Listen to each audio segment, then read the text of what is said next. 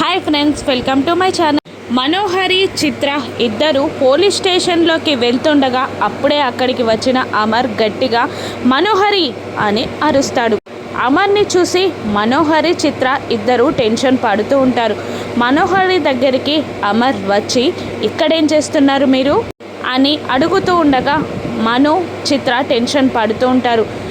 ఇంటి దగ్గర రమ్మంటేనేమో రాను అన్నావు, వాడి ముఖం కూడా చూడ్డానికి ఇష్టం లేదు అన్నావు, పోలీస్ స్టేషన్ ఛాయ్లోకి కూడా రాను అన్నావు, ఇప్పుడు ఇక్కడికి ఎందుకు వచ్చారు మీరు అని అమర్ నిలదీస్తూ ఉండగా మనోహరి ఇలా అంటూ ఉంటుంది. వాడిని బ్రతిమిలాడైనా ఆరుని చంపాలని అనుకున్నదెవరో తెలుసుకోవాలనుకున్నాను అమర్ అని కళ్ళబొల్లి మాటలు చెప్తూ ఉంటుంది మను. అప్పుడు రాథోడ్ వాడు నిజం చెప్పకపోయినా కూడా నిజమేంటో తెలుసుకునే అవకాశం మాకు దొరికింది మేడం అంటూ ఉంటాడు రాథోడ్ మాటలకి మనోహరి కంగారు పడుతూ ఉండగా మాకు పెద్ద ఆధారం, సాక్ష్యం దొరికింది మేడం అని అంటూ ఉంటాడు రాథోడ్.